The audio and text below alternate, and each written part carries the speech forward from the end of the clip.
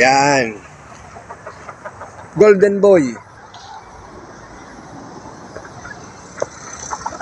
Another Bulik straight comb. Bulik straight comb, kapatid.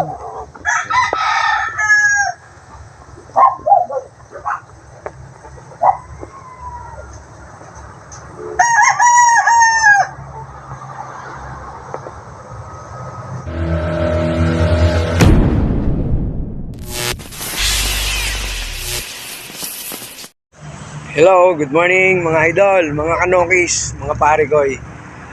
Dito muna tayo sa likod, tayo magre-relax. Kaya pahinga muna. Yung mga nakaraang araw, syempre naging busy tayo sa paggawa ng ruweda. Umattend tayo ng birthday party ng aking tiyahin, yung 70th birthday niya. Ngayon, napalaban tayo ng kainan, walwalan, mga games yan, sayawan, sari-sari. Tapos nabayan pa ng siyempre trabaho dito sa bahay, sa negosyo namin. Dito muna tayo sa likod at magre-relax para matanggal yung mga pagod ng mga nakaraang araw. Pahinga muna tayo. Dito tayo magtatanggal ng pagod, ng stress. Nakakatuwa namang pagmasdan yung mga nokis namin, mga warriors ng OBJ Game Yard. Yan. Nakakatuwa kapag ganito yung nakikita mo sa umaga. Yung mga alaga nyo is masisigla, yung mga nagbibigay sa iyo ng karangalan, yung panalo, yung mga lumalaki pa lang, yung mga pinag-uubusan mo ng, yung mga pinaglalaanan mo ng kaunting oras para sa, yung kaunting oras na binigay mo para sa kanila, nagbubunga ng maganda. Papakita ko lang sa inyo. Share ko na din para makita nyo yung mga warriors namin dito sa OBJ. Ito nanditong manok. Akin lang at saka kay Bong. Yung kay James, din yun sa kabilang side sa lugar nila.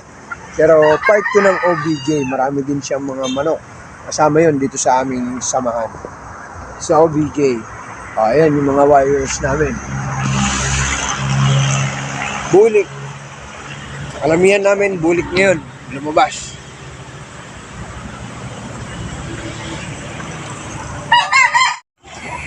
Yan. Golden Boy. Another Bulik straight comb. Bulik straight comb, kapatid.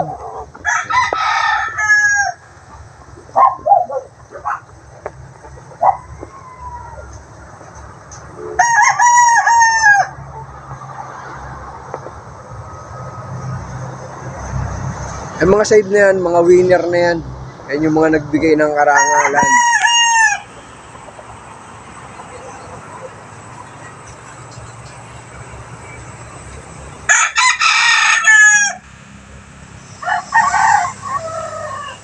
Yan yung nakita nyo doon yung mga white na nandun, mga sweater.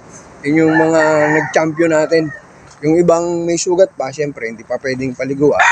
Nandun pa sa kulungan, nakakulong. Ito naman yung aming naka-prepare na pang 2 weeks ulit. Okay, sana lalaban na. Yan. Kapatid siya ng super white na nanalo. Yung kamuntik ng mag-champion, yung sayang lang, hindi inayo na ng kapalaran yung first fight, talo. Ganun talaga ang laban. Una-unahan lang yan. Pero yung pangalawa, yung super white na kapatid nito, walang sugat. Ito yung kapares niya, sweater. Yun ay 2 years and a half, yung white. Ito ay 9 months.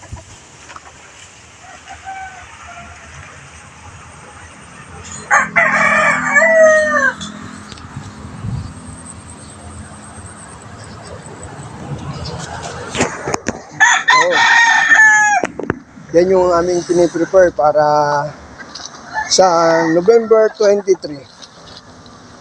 Yan ang ginagawa kong stress reliever, yung tapang tanggal namin ng stress dito kapag yung siyempre pagod, magbubutaw kami kasi may mini rueda na nga. Yun yung ginawa naming mini rueda para pag naulan, ang hirap kasing mag-prepare kapag umulan. Kita nyo naman, hindi may iwasan kapag 4 days na lang before fight, kailangan mong paliguan tapos umuulan. patay. Mahirap. Kaya nakita nyo pag minsan nagbo-blower ako ng manok, hindi kasi pwedeng hindi papaliguan.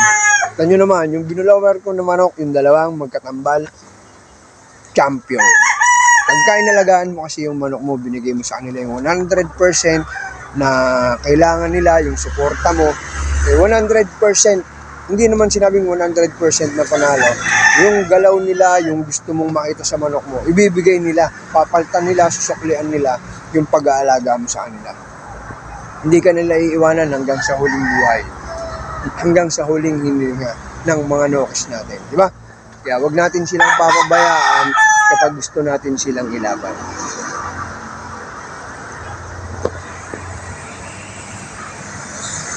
So, paano? Yun lang. Magandang umaga. Na-share ko lang sa inyo. At ako'y masaya na. Masigla na naman. Kumbaga, nagiging bago na naman yung katawan ko. Kasi yung pagsigla, yung kondisyon, bumabalik kapag nakikita natin yung ating mga halos nilalaanan ng ating oras, masisigla din, di ba? Bukod naman yung sa pamilya natin, mas kailangan na mas aggressive ka pagdating sa pamilya mo, mas positibo. Diba? Bago yung mga nokis natin, syempre dapat yung pamilya natin ay nakaayos na dapat. Kumbaga yung lahat ng pangangailangan nila nandun na, kompleto na, bago natin puntahan yung ating mga nokis. Pero kalimitan naman, totoo naman, di ba? Hindi to joke. Mas nauna pa yung mga nokis natin kaysa sa pamilya. Pag minsan lang naman yun. Kapag siyempre, kailangan mo talagang tutukan, lalo na kapag ka merong mga panlaban. Ayan, mga ganyan. Totoo yun. Mas unang pagising mo pa lang, nokis na yung pupuntahan. So, yun lang. Magandang umaga po. At sana nagustuhan yung aming mga warriors. Hindi ko naman pinagyayabang at saka hindi namin binibenta.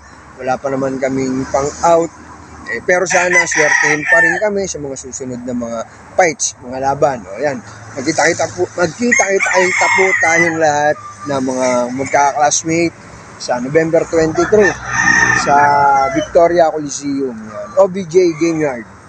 2 weeks ulutan. Another susubok. Buenas at swerte. Sana nandyan ka pa rin. Palarin pa rin tayo. Magandang umaga. Salamat.